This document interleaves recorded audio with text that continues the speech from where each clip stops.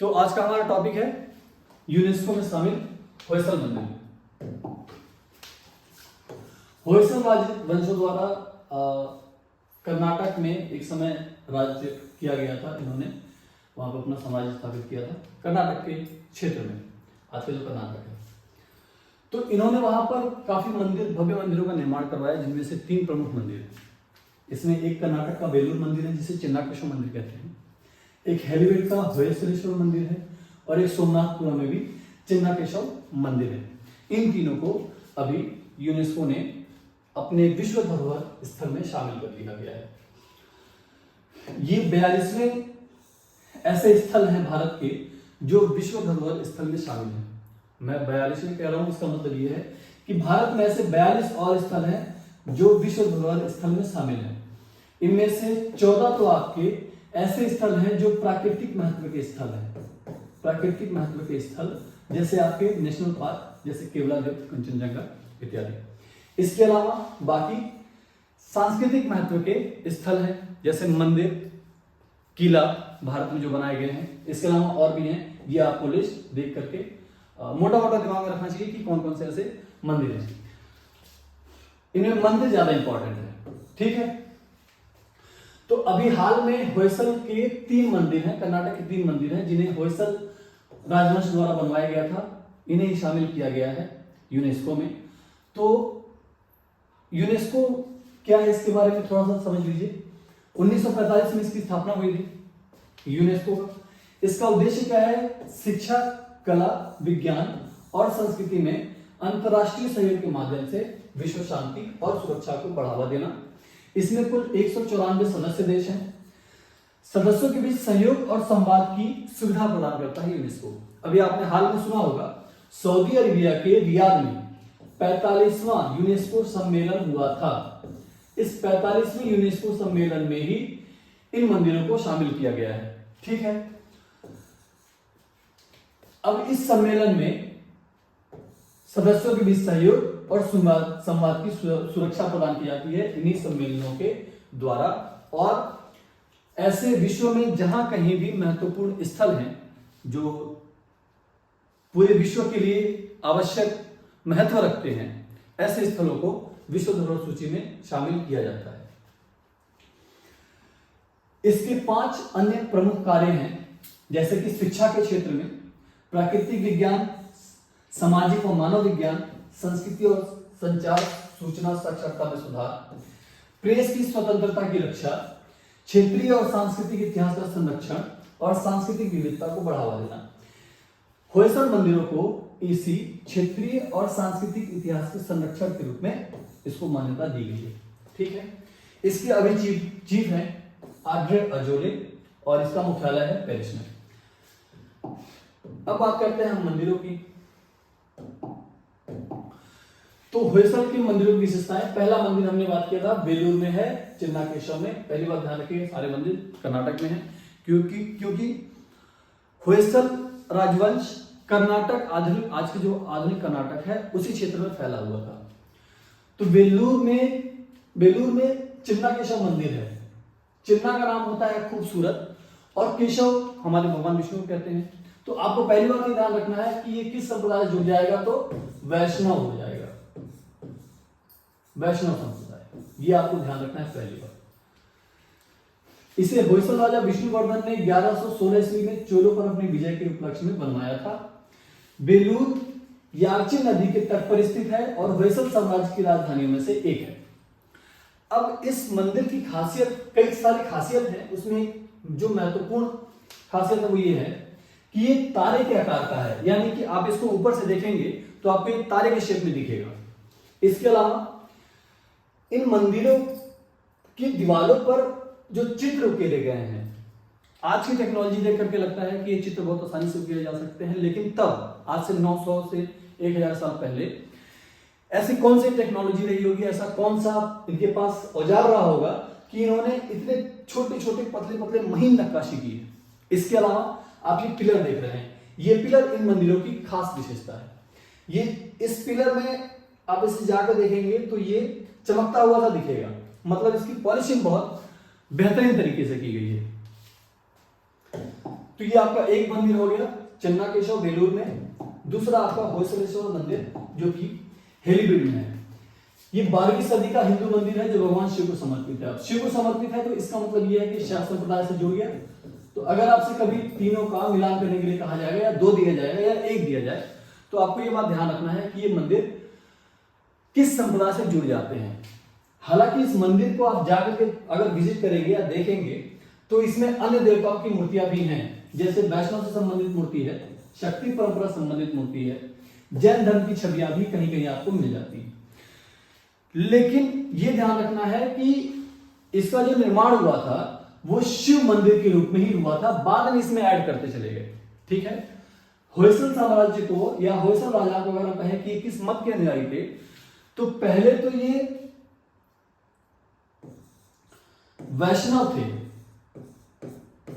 फिर बाद में जैन भी हुए, फिर शैव भी हुए।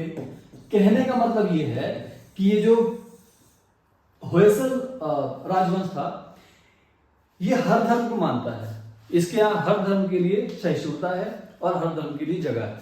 ठीक है, उसी का प्रतीक है आपका ये मंदिर। ये मंदिर सोप स्टोन से बनाया गया था। ये अपनी मूर्तियों की जटिल नक्काशी के साथ साथ अपने इतिहास, प्रतिमा विज्ञान, उत्तर भारतीय और दक्षिण भारतीय लिपियों के शिलालेख यहां पर मिले हैं। इसके अलावा इनकी भित्ति चित्रों में आपको इस समय का सामाजिक स्थिति का ज्ञान भी होता है इनके भित्ति चित्रों से। तो इन मूर्तियों से हमें न सिर्फ उस समय के धर्म के बारे में पता चलता है, बल्कि साथ साथ उस समय की सामाजिक स्थिति क्या है, ये भी सांस्कृतिक स्थिति क्या है, ये भी हमें इन मंदिरों से जानकारी मिलती है। इसके बाद सोमनाथपुरा का मंदिर। तो सोमनाथपुरा का मंदिर ये भी कर्नाटक में है और कावेरी नदी के तट पर स्थित है। ये एक वैष्णव मंदिर है, क्योंकि मैंने कहा कि ये चिन्नाकेशव मंदिर इसका भी नाम है। तो चिन्नाकेशव का नाम आप समझ गए। चिन्ना मतलब होता है खूबसूरत और केशव का मतलब है भगवान विष्णु, यानी ये मंदिर भी किसको समर्पित है? वैष्णव मंदिर है। इसे सोमनाथ दंडनायक द्वारा बनवाया गया था, जो होयसल राजा नरसिम्हा तृतीय का सेनापति है। इसमें विष्णु के सभी रूप मिलते हैं। मंदिर की बाहरी दीवारों, आंतरिक दीवारों, स्तंभों, छतों पर हिंदू धर्म की धार्मिक प्रतिमाओं को जटिल रूप से उकेरा गया है। इसमें इसका जो सब्जेक्ट है, इसमें जो चित्र उकेरे गए हैं उनका सब्जेक्ट कहां से लिया गया है? रामायण, महाभारत, भागवत, पुराण जैसे हिंदू धर्म ग्रंथों से इसके चित्र लिए गए हैं। अब बात आती है होयसल के बारे में, थोड़ी सी हम बात कर लें। उन्हीं के नाम पर इन मंदिरों का नाम पड़ा है। तो होयसल चालुक्यों के सामंत हुआ करते थे। 1026 ईस्वी में एक सामंत थे नृपकामी, उन्होंने ही इस राजवंश की स्थापना की। ठीक, 1026 ईस्वी में। कब तक इन्होंने इस राजवंश ने कब तक शासन किया? तो इस राजवंश ने 1400 ईस्वी तक शासन किया। किस क्षेत्र में शासन किया? तो आधुनिक कर्नाटक का जो क्षेत्र है ये पूरा उनके विस्तार क्षेत्र में था, आधुनिक कर्नाटक। ठीक है, अब इसके बारे में और अगर आपको जानकारी चाहिए तो जब आप मध्यकालीन भारत पढ़ते हैं तो आपने सुना होगा कि अल्लाह ने मलिक काफूर के नेतृत्व में एक सैन्य अभियान दक्षिण भेजा था। तो मलिक काफूर, जब होयसल इनकी राजधानी है द्वार समुद्र, उसने द्वार समुद्र पर आक्रमण किया। उस समय द्वार समुद्र का शासक है वीर बल्लाल तृतीय। वीर बल्लाल तृतीय आक्रमण करने का रीजन क्या है? अब इसमें मंदिर के इतिहास में थोड़ा समझाते हैं। तो दक्षिण भारत में चोलों ने बहुत बड़े और भव्य मंदिर बनवाए। चोलों ने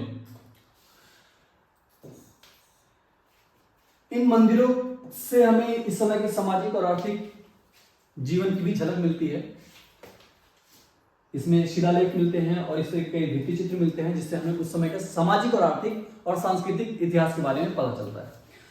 चोलों ने मंदिर, बहुत बड़े भव्य मंदिर बनवाए। इन मंदिरों को बनाने के लिए बहुत सारे पैसे खर्च किए, बहुत समय लगा और बहुत मानव संसाधन भी लगे। वो कैसे कर पाए? चोल एक भारत के एक बड़े साम्राज्य पर उन्होंने शासन किया। एक नाम आप सुनेंगे, गंगैकोंड चोल। गंगैकोंड चोल, ये गंगैकोंड की उपाधि लेता है क्योंकि इसने गंगा के क्षेत्र तक अपना अभियान चलाया। और कहते हैं कि बंगाल की खाड़ी एक समय चोलों की खाड़ी कही जाने लगी। बंगाल की खाड़ी एक समय चोलों की खाड़ी कही जाने लगी और इसी बंगाल के रास्ते ये व्यापार करते थे।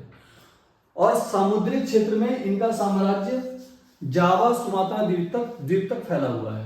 इनका व्यापार चाइना और पूरे साउथ एशिया से होता था।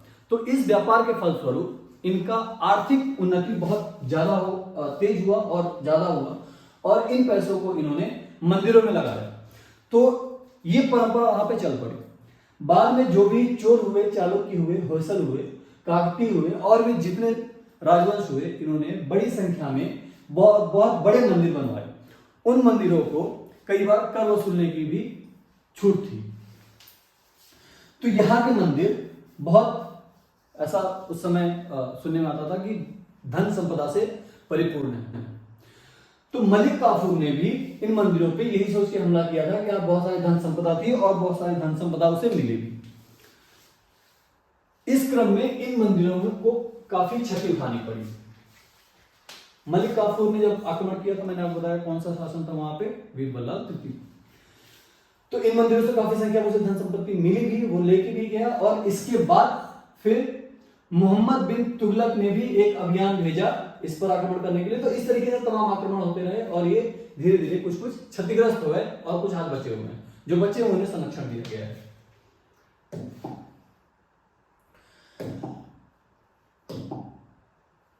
अब हम मंदिर की बात कर रहे हैं तो मैंने आपको बताया इस मंदिर की शैली क्या है, तो बेसर शैली में है। इसके अलावा सवाल ये उठता है कि भारत में मंदिर निर्माण की शैली कितने प्रकार की है और उनकी क्या क्या खासियत है। तो भारत में एक तो नागर शैली है। नागर शैली उत्तर भारत में प्रचलित है। मान लीजिए ये भारत है और ये आपका विंध्य क्षेत्र है। तो विंध्य क्षेत्र के ऊपर नॉर्थ इंडिया में जो भी मंदिर आपको मिलेंगे वो नागर शैली के मंदिर मिलेंगे। नागर शैली के मंदिर की क्या विशेषता है, कैसे होते हैं? तो अगर मैं कहूं ये आपका गर्भगृह हो गया, गर्भगृह, इसके ऊपर एक शिखर बनाया जाता है। ठीक है, शिखर, इसके ऊपर एक कलश बनाया जाता है। ये यहां की विशेषता हो गई। साथ में एक मंडप बनाया जाता है चबूतरा जैसा। किसी सम्मेलन या किसी समय लोग बैठ सकें और साथ में पूजा अर्चना कर सकें और यहां से भगवान के दर्शन कर सकें, इसलिए यह मंडप बनाया जाता है। लेकिन मंडप से ज्यादा भव्य नागर शैली में गर्भगृह होते हैं। ठीक है, ये एक चबूतरे में बनाया जाता है। और आप देखेंगे इन मंदिरों में कि जब भी आप जाएंगे तो आप इसके फ्रंट गेट पे या दरवाजे पे नदी देवी की मूर्तियां बनते हुए देखेंगे। जैसे खासकर आपका यमुना और गंगा, इन नदियों की मूर्तियां आप पाएंगे।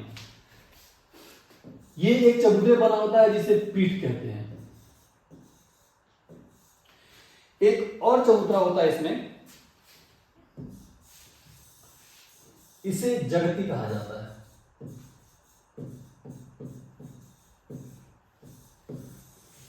अब इसी मंदिर में एक बाद आगे चलकर एक शैली विकसित हुई जिसे पंचायतन शैली कहते हैं।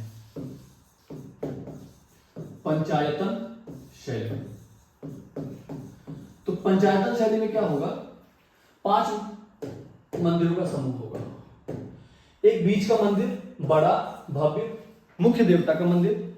बाद में चारों तरफ सहायक देवता के मंदिर बनाए जाते हैं। ठीक है, पंचायतन शैली। अब आप यहां देखेंगे नॉर्थ इंडिया के किसी भी मंदिर में या नागर शैली के किसी भी मंदिर में आपको मंदिर के आसपास कोई जलकुंड या जलाशय नहीं मिलेगा, कोई तालाब नहीं मिलेगा। ठीक है,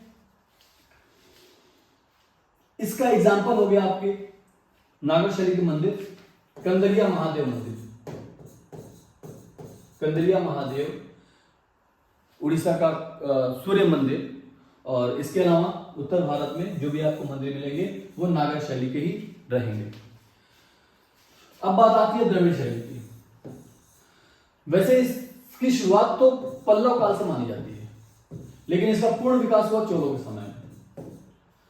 चोलों ने बहुत बड़े और भव्य मंदिर बनवाए और उन्होंने द्राविड़ शैली मंदिर बनवाए। अब द्राविड़ शैली के मंदिर क्या है? अगर मैं बनाऊं एक गर्भगृह, क्या है कि मंदिरों को लेकर के बड़ा कंफ्यूजन रहता है बच्चों में, नागर शैली, द्राविड़ शैली, बेसर शैली क्या है, इनमें क्या अंतर है, क्या डिफरेंस है। इसी को आज यहाँ पे क्लियर कर लेते हैं हम। तो द्राविड़ शैली में गर्भगृह हो गया, फिर यहां पर थोड़ा अंतराल होता है, मतलब कुछ नहीं होता, खाली होता है। कुछ दूर बाद एक मंडप बनाया जाता है। मंडप यहां भी होते हैं, लेकिन ये मंडप उतने भव्य नहीं होते, उतने बड़े नहीं होते जितने द्राविड़ शैली में होते हैं। आप यहां एक मंडप देखेंगे, द्राविड़ शैली में आप बहुत बड़े बड़े मंडप देखेंगे, जिसमें एक मंडप हो सकता है, फिर 2 मंडप हो सकता है, 3 मंडप हो सकता है। ये एक इसकी विशेषता हो गई। दूसरी बात यह है कि आपने नागर शैली में तो देखा शिखर होते हैं, द्राविड़ शैली में विमान होते हैं, विमान बहुमंजिला।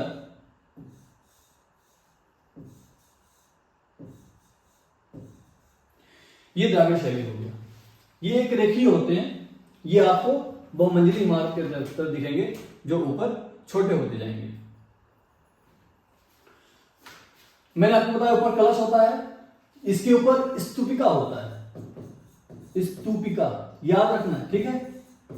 स्तूपिका मतलब कलश ये इस तरीके से होगा, स्तूपिका इस तरीके से होगा, कलश को उल्टा, स्तूपिका टाइप का। साथ में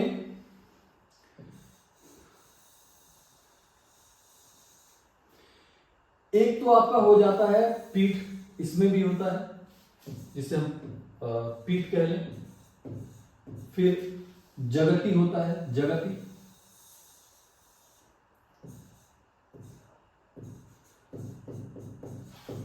और जो इसकी सबसे महत्वपूर्ण विशेषता है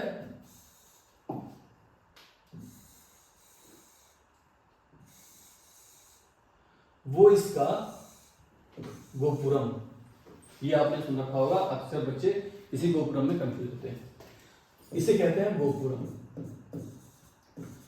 ये इसकी सबसे प्रमुख विशेषता है। गोपुरम आपको नागर शैली में नहीं मिलेगा, द्रविड़ शैली में मिलेगा, और ये कई बार मंदिर से ऊंचे भी हो जाते हैं।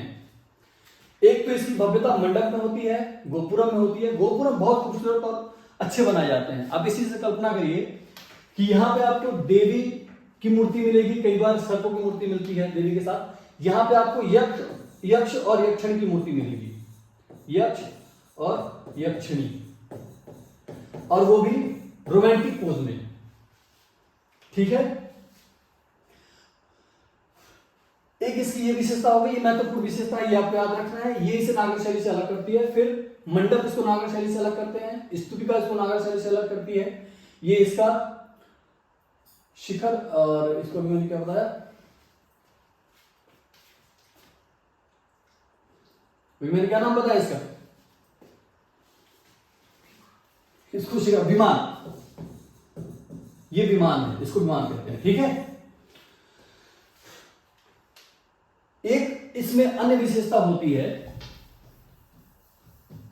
इन मंदिरों के आसपास या इस मंदिर के प्रांगण में ही जलाशय रहेगा। जलाशय, कुंड हो सकता है, जलाशय हो सकता है, कई बार तालाब बना दिए जाते हैं मंदिर के अंदर में ही। और एक बात आपको ध्यान रखना है कि ये एक चबूतरे पर बना होता है, एक ही चबूतरे पर। इसके लिए आप देख रहे हैं कि एक तरीके से पूरा बड़ा चबूतरा बनाया जाता है और चबूतरे के ऊपर चबूतरा, चबूतरे के ऊपर चबूतरा, इस तरीके से इसका निर्माण किया जाता है। तो ये एक तरीके से सीमा निर्धारित हो जाती है इस मंदिर की। ठीक, इसकी जो परिक्रमा कर रहा है उसका परिक्रमा ये हो गया, सीमा नहीं है, इसकी परिक्रमा इसी सीमा के अंदर करनी है। ठीक है, ये गोपुरम इसका बाहरी हिस्सा हो गया, ये आपको ध्यान रखना है। इंपॉर्टेंट चीज यही है नागर और द्रविड़ शैली में जो आपसे एग्जाम में पूछे जा सकते हैं। इसके अलावा अब बात आती है बेसर शैली की। तो बेसर शैली बेसिकली कुछ नहीं है, इन्हीं दोनों को मिक्स करके बेसर शैली बन गया है। इसका विकास किस समय हुआ? तो इसको चालुक्यों ने शुरू किया। चालुक्य, इन्होंने भी, क्योंकि भारत में वही संस्कृति और परंपरा चल पड़ी बड़े मंदिर बनवाने की, तो चालुक्यों ने भी बहुत भव्य और बड़े मंदिर बनवाए। इन्होंने बेसर शैली का निर्माण किया। इसमें क्या है, नागर शैली और द्रविड़ शैली दोनों हो सकते हैं। जैसे गोपुरम, इसमें कई बार गोपुरम होता है और साथ में विमान ना होकर के शिखर होता है। ठीक, कई बार मंडप इसके ऐसे होते हैं जो आपको ना तो वो नागर शैली कहलाएंगे ना वो द्रविड़ शैली कहलाएंगे, दोनों को मिक्स लाएंगे। मतलब भव्य रहेगा लेकिन बहुत बड़ा नहीं रहेगा। साथ में जलाशय इसमें कभी मिलेंगे कभी नहीं मिलेंगे। ठीक है, तो दोनों का कुछ खास नहीं है, दोनों को मिक्स करके बनाया गया है, तो ये बेसर शैली हो गया। इसी को होयसलों ने आगे फॉलो किया, तो उन्होंने जो शैली अपनाई वो बेसर शैली है। अपेक्षाकृत द्रविड़ शैली से आसान है, और क्योंकि नागर शैली उत्तर भारतीयों में प्रचलित है, तो नागर शैली का प्रचलन बहुत ज्यादा दक्षिण भारतीय में नहीं, तो इन्होंने कुछ मिला करके बेसर शैली का निर्माण किया, और यही बेसर शैली से निर्मित आपके ये 3 मंदिर हो गए। ठीक है, अब मिलते हैं अपने अगले क्लास में। Thank you very much.